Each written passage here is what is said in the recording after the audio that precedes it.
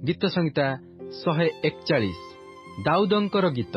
हे सदाप्रभु, मु तुम्भ निकटरे प्रार्थना करुअछि, मो पक्षरे सत्वर हुओ।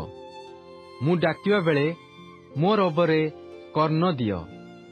सुगंधी धूप परी मो प्रार्थना, संध्याकालीन नैवेद्य परी मोहर कृतांजलि तुम्भ छामुरे उपस्थित हेउ।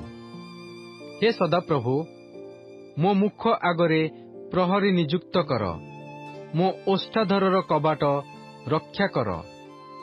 अधर्माचारी लोकमानक संगे दुष्ट क्रियारे नियुक्त हेबा पई कोनोसी मंद विषय मो चित्तकु प्रवर्ता नाही ओ सेमानंक सुस्वादु भक्ष्य भोजन करिबाकू मते दियो नाही।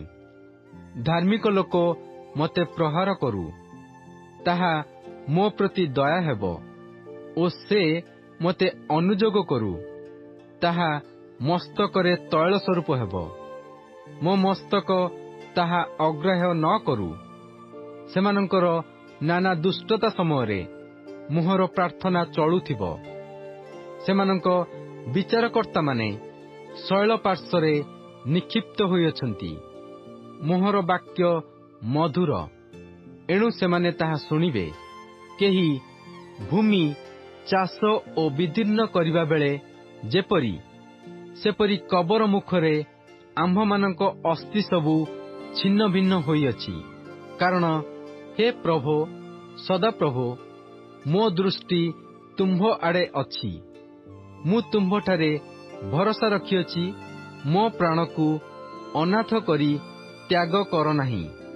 मो निमंते सेमानंक पातित फांदरू ओ अधर्माचारी मानंक जंतारू मते रक्षा कर। दुष्ट माने निज निज जालरे पड़ंतु, सेही अवसर रे मु रक्षा पाए।